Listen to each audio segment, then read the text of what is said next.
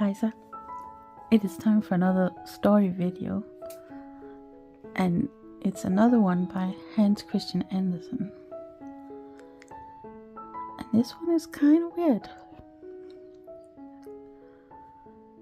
Well, we'll see what you think of it. So while that is running on the audio track, I'm going to trim these quilt blocks, which you may have seen in their first incarnation as a quilt top in my previous video. So I spent several evenings picking them all apart and pressing them, and I've actually trimmed some of them already. I think you can see the difference here. These are all nice and neat. These are a bit more messy. So I'm going to trim these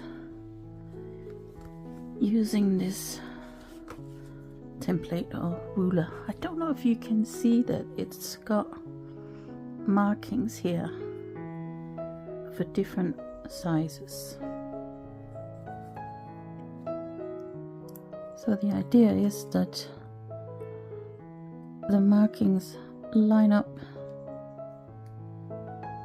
with the quarter circles. Mine don't, because I guess I'm not that neat a sewer. But anyway, it will still be a useful guide, and of course it means that they will be the same size. So that's what I'm going to be doing now. I have no idea how long it's going to take. And in the meantime, voiceover Carina is going to tell you a little Hans Christian Andersen story. I hope you enjoy it. Ole Lukøje, the Sandman, by Hans Christian Andersen. There is nobody in all the world who can tell so many stories as Ole Lukøje, and stories as he can tell. When night is drawing on and the children are sitting round the table as good as possible or on their little footstools, in walks Ole Shut-Eyes.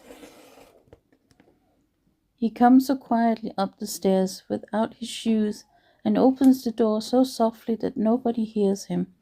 And puff, he sends a shower of milk into their eyes in such fine spray as to be invisible.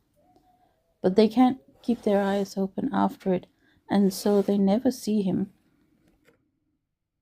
He steals behind them and breathes upon their necks, making their heads as heavy as lead, but he never hurts them. He does it all from kindness to the children.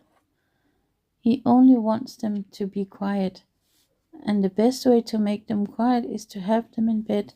When they are settled there, he can tell them his stories. Then as soon as the children are asleep, Ole Lukøje seats himself upon their beds. He is well dressed. His clothes are all of silk, but it is impossible to say what color they are, for it shimmers green, red and blue every time he turns. He has an umbrella under his arm, one with pictures on it, and this he holds over the good children. Then they dream the most delightful stories all night long.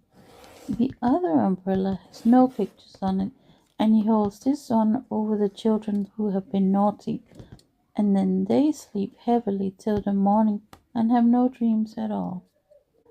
I am now going to tell you about a little boy to whom Ole Lukøje went every night for a whole week. His name was Hjalmar. There are just 7 stories, because there are 7 days in a week. Monday. Now just listen, said Ole Lukøje in the evening, when he had got Hjalmar to bed. First I will smarten things up a bit. And then all the plants in pots became big trees with their branches stretching right up to the ceiling and along the walls, so that the room looked like a delightful arbor. The branches were covered with flowers, and the flowers were more beautiful than roses. They had the most delightful scent, and if you tried to eat them, were more delicious than the very nicest jam. The fruit shone like gold, and there were buns bursting with plums. They were splendid. All at once the most miserable grumbles came from the table drawer where Hjalmar's school books were kept. "What is that now?" said old Lokoy, going along and opening the drawer. It was the slate, groaning and writhing, because there was a wrong figure in the sum set on it, and it was ready to fall to pieces. The pencil was hopping and skipping at the end of its piece of string, just as if it had been a little dog which would like to try and do the sum, but it couldn't. Then there was Hjalmar's copybook, clambering away inside its covers most pitifully. There was a row of capital letters down each side on every leaf, each with a little one beside it, then beside them letters which imagined that they looked like them, but these were written by Hjalmar. They looked almost as if they had tumbled over the line on which they ought to have been standing upright. "See, this is how you ought to hold yourselves," said the headlines. So, to one side with a brisk flourish. "Oh, we should like nothing better," said Hjalmar's letters, "but we can't, we are so crooked." "Then you shall have a dose of medicine," said Ole Lokoy. "Oh no," they cried, and then they stood up as stiffly as possible. "Well now, we can't tell any stories," said Ole Lokoy. "I must drill them. 1, 2, 1, 2. And then he drilled the letters, and they stood up stiffer than any headlines could stand. But when Ole Lokoy went away and Hjalmar woke up in the morning, they were as crooked as ever. Tuesday. As soon as Hjalmar was in bed, Ole Lokoy touched all the furniture in the room with his little wooden wand, and everything began to talk. They all talked about themselves, except the spittoon, which was silent and much annoyed that they were all so vain as only to talk about themselves and to pay no attention to him, standing so modestly in the corner and allowing himself to be spat upon. There was a big picture in a gilt frame hanging over the chest of drawers. It was a landscape in which one saw tall old trees, flowers growing in the grass, and a great piece of water with a river flowing from it, round behind a wood, past many castles, and away to the open sea. Ole Lokoy touched the picture with his wand, and the birds in it began to sing. The branches of the trees moved, and the clouds scudded along. You could see their shadows passing over the landscape. Now Ole Lokoy lifted little Hjalmar up close to the frame, and Hjalmar put his leg right into the picture among the long grass, and there he stood. The sun shone down upon him through branches of the trees. He ran to the water and got into a little boat which lay there. It was painted red and white, and the sails shone like silver. 6 swans, all with golden crowns round their necks, and a shining blue star upon their heads, drew the boat past the dark green woods, where the trees told stories about robbers and witches, and the flowers told other stories about the pretty little elves, and all that the butterflies had told them. Beautiful fish with gold and silver scales swam after the boat. Every now and then they sprang out of the water and back again with a splash. Red and blue birds, large and small, flew in 2 long lines behind them. The gnats buzzed and cockchafers boomed. They all wanted to go with Hjalmar, and each of them had a story to tell. That was a sailing trip indeed. Now the woods were thick and dark. Now they were like beautiful gardens full of sunshine and flowers, and among them were castles of glass and marble. Princesses stood upon the balconies, and they were all little girls whom Hjalmar knew and used to play with. They stretched out their hands, each one holding the most beautiful sugar pig which any cake woman could sell.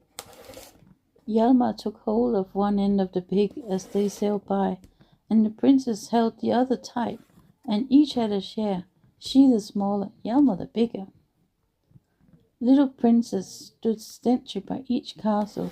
They saluted with golden swords, and showered down sugar plums and tin soldiers. They were princes indeed.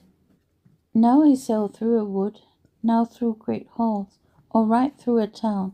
He passed through the one where his nurse lived, she who used to carry him about when he was quite a little boy, and who was so fond of him. She nodded and waved her hand to him, and sang a pretty little song which she had written herself and sent to Hjalmar. I dream of thee for many an hour, Hjalmar, my own, my sweet. My kisses once fell like a shower, thy brow and red cheeks greeting. Mine ear thy first formed word addressed, thy last must be in parting. May you on earth be by heaven be blessed, angel from heavenward darting. All the birds sang too, the flowers danced upon their stalks, and the old trees nodded, just as Ole Lokøy were telling them stories. Wednesday. How the rain was pouring down outside. Hjalmar could even hear it in his sleep, and when Ole Lokøy opened the window, the water stood right up to the sill. It was a regular lake, and a beautiful ship lay close up to the house. Will you sail with me, little Hjalmar? Said Ole Lokøy. If you will, you can go to distant countries tonight, and be back here again in the morning. Then all at once Hjalmar found himself in his best Sunday clothes on board the beautiful ship. It was heavenly weather, and they sailed through the streets, past the church, till they reached a wild open sea. They sailed so far that there was no more land to be seen. They saw a flock of storks leaving home on their way to the warm countries, flying in a line, one behind the other. They had already flown a long, long way. One of them was so tired that his wings could hardly carry him any further. He was the last one in the row, and soon he was a long way behind. At last he sank. With outspread wings, lower and lower, he flapped his wings feebly for a few strokes, but it was no use. Now he touched the rigging of the ship with his feet, and slid down the sail with a flop onto the deck. Then the cabin boy picked him up and put him into the hen house, the chickens, and ducks and turkeys. The poor stork stood among them looking quite depressed. What a creature, said all the hens. The turkey cock puffed himself up as big as he could and asked who he was, and the ducks waddled backwards, pushing against each other, saying quack, quack. Then the stork told them about sunny Africa and the pyramids, and the ostrich running across the deserts like a wild horse.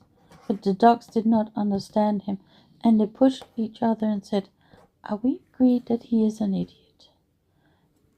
Yes, indeed he's an idiot, said the turkey cock with a gobble. Then the stork became quite silent and thought about his beloved Africa. Nice thin legs you got, said the turkey cock. How much a yard? Quack, quack, quack, grinned all the ducks, but the stork appeared not to hear them. You're quite at liberty to laugh too, said the turkey cock to him. It was a very witty remark, or perhaps it was too low for you, gobble, gobble. He's not many-sided, he said to the others. It's good enough to amuse us. Then the hens clucked and the ducks quacked with amusement.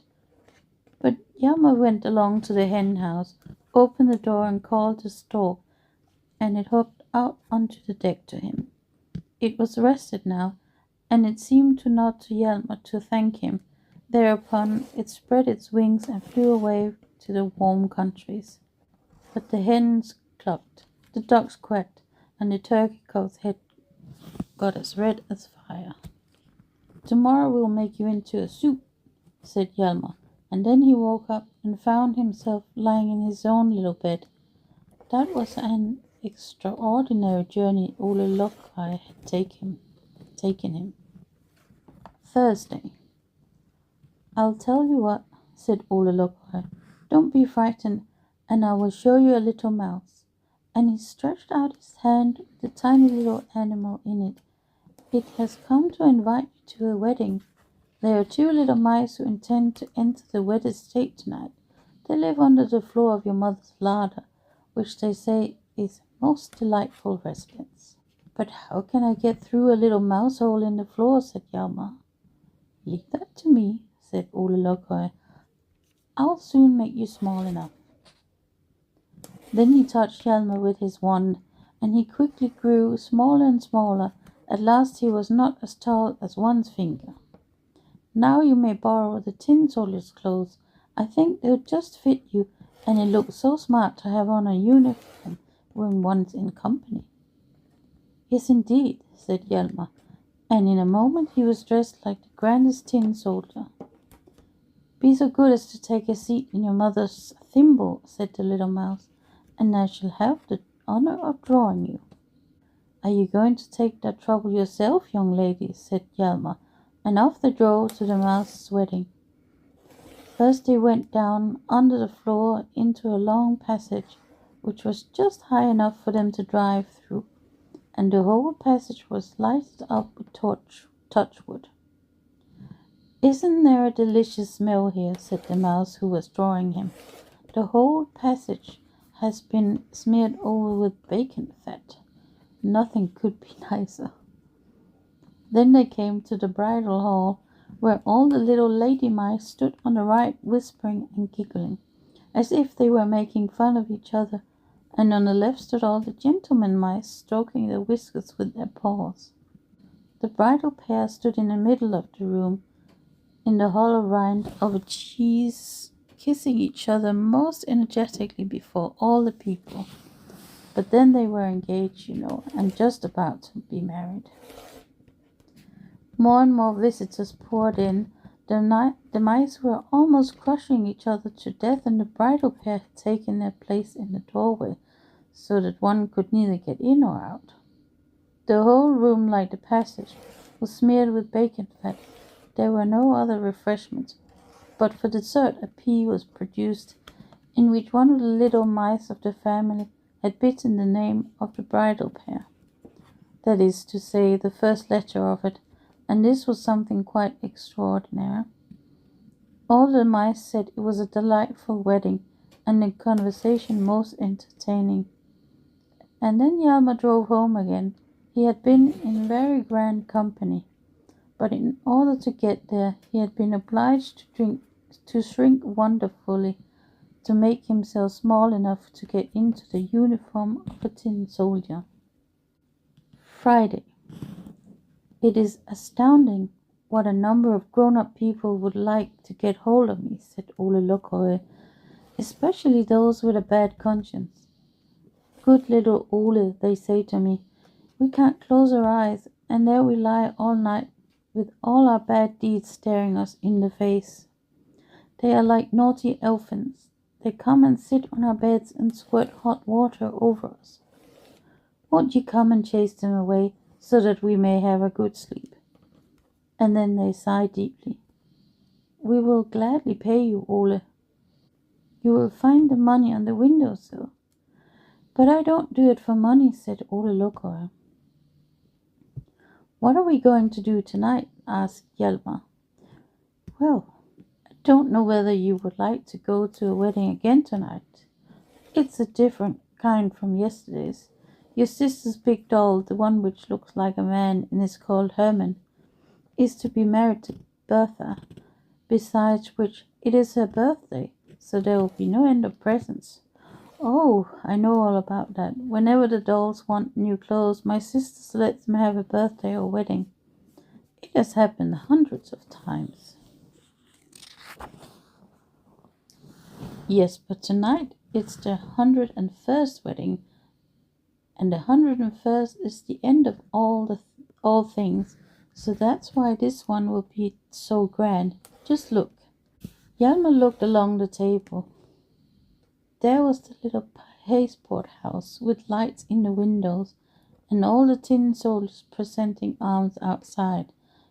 The bridal pair sat upon the floor, leaning against the leg of the table. They were very thoughtful, and they had reason to be. Ole Lokoja, dressed in grandmother's black skirt, married them.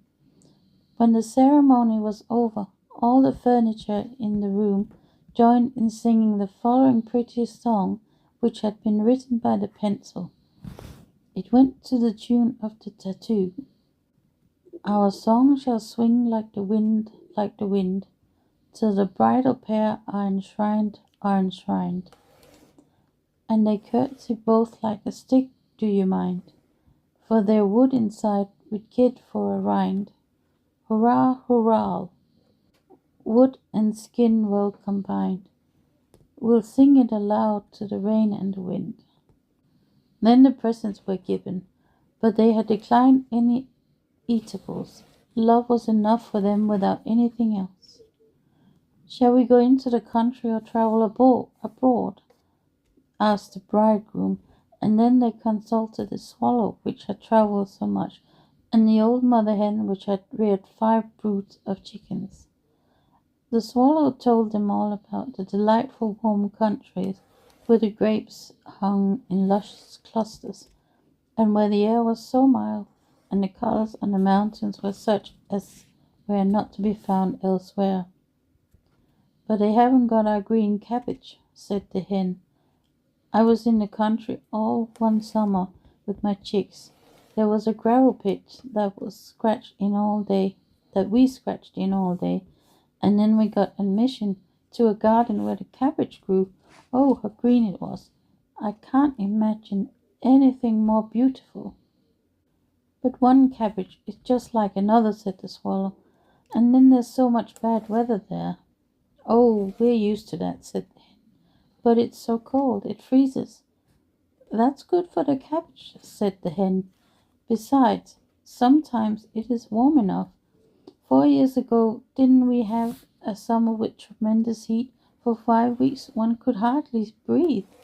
And then we don't have all the poisonous creatures they have abroad, and there are no robbers.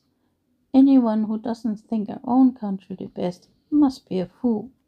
He doesn't deserve to live here." And the hen began to cry. "I've had my journeys too. I once travelled 12 miles in a barrel, and there's no pleasure in travelling." "Ah, the hen is a wise woman," said Bertha the doll. "I don't like travelling among mountains either, for first you go up and then you go down. No, we will move out by the gravel pit and take our walks in the cabbage garden." And that was the end of it. Saturday. "Are we going to have some stories?" asked little Hjalmar, as soon as Ole Lokoja had got him to bed. "We haven't time for any tonight," said Ole, as he opened his prettiest umbrella. "Just look at these Chinese." The whole umbrella looked exactly like a big Chinese bowl, with the blue trees all over it, and arched bridges on which stood little people nodding their heads. "We must have the whole world polished up for tomorrow," said Ole. "It is a holiday, for it is Sunday." "I must go up into the church tower to see if the little church brownies are polishing the bells so that they may sound well. I must go into the fields to see if the wind has blown the dust off the grass and leaves. My biggest piece of work is to get down all the stars to polish them. I take them in my apron, but first I have to number each one, and the holes they belong to have to be numbered too, so that they may go back into their proper places, or they wouldn't stick, and then we should be having too many falling stars. One after the other would drop out." "Now, I say, Mr. Lokoja," said one of the old portraits hanging on the wall, "I am Hjalmar's great-grandfather. I am much obliged to you for telling him stories, but you mustn't puzzle his brains. The stars can't be taken down to be polished. The stars are planets just like our own Earth, and that's the best of them.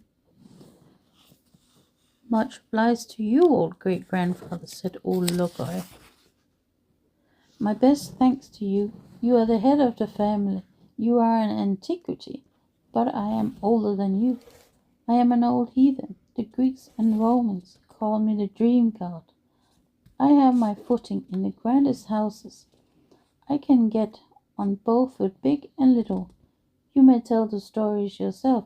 And then old Lokoy went away and took his umbrella with him. I suppose one mayn't give an opinion now, said the old portress. And then Hjalmar woke. Sunday. Good evening, said Ole Lokoy, and Hjalmar nodded.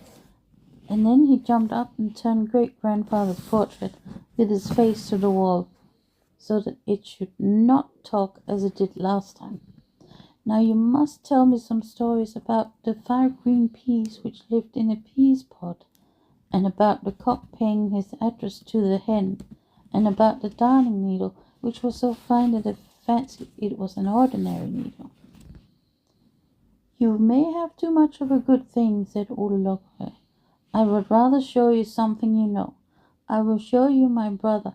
He is also called Ole Lokoy, but he never comes more than once to anybody, and when he comes he takes them away with him on his horse and tells them stories.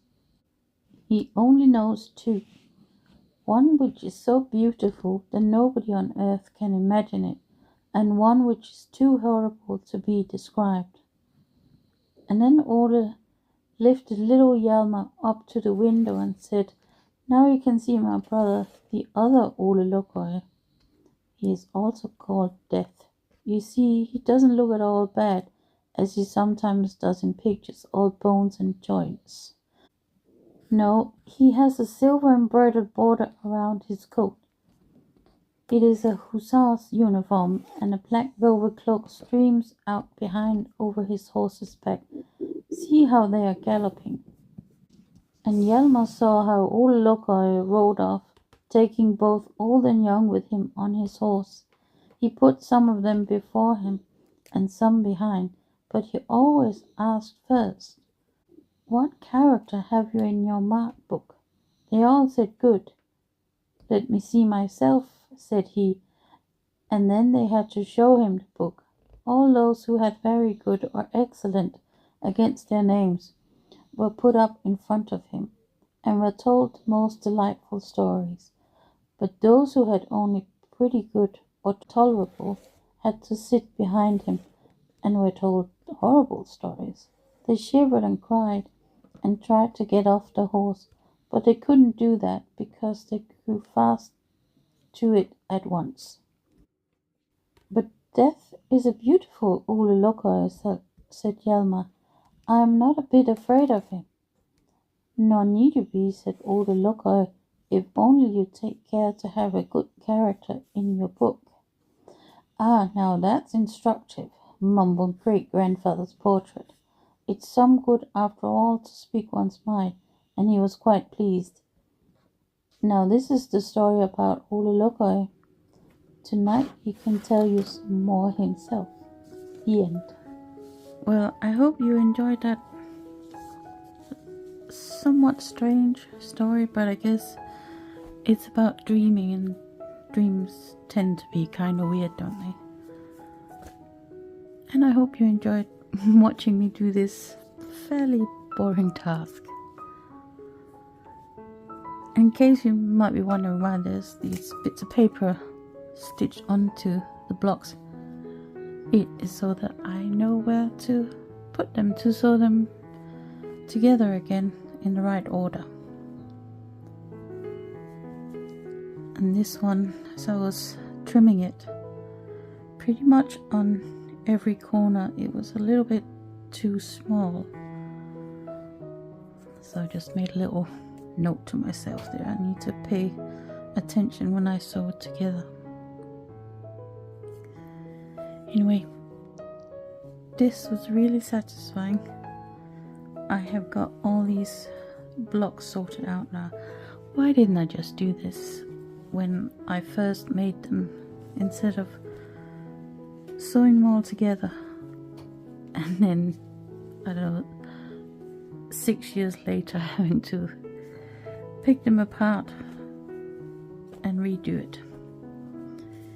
Anyway, it's done now, and I'm really looking forward to sewing all the blocks back together again, and then I can hopefully soon show you the finished quilt. I just need to figure out how to quilt it. I have an idea that maybe I'll do most of the quilting in this, so they create the circle, but I don't know. It's not super easy to quilt in circles on my sewing machine. We'll see. Maybe some fun sort of triangle shapes, that might be fun. We'll see.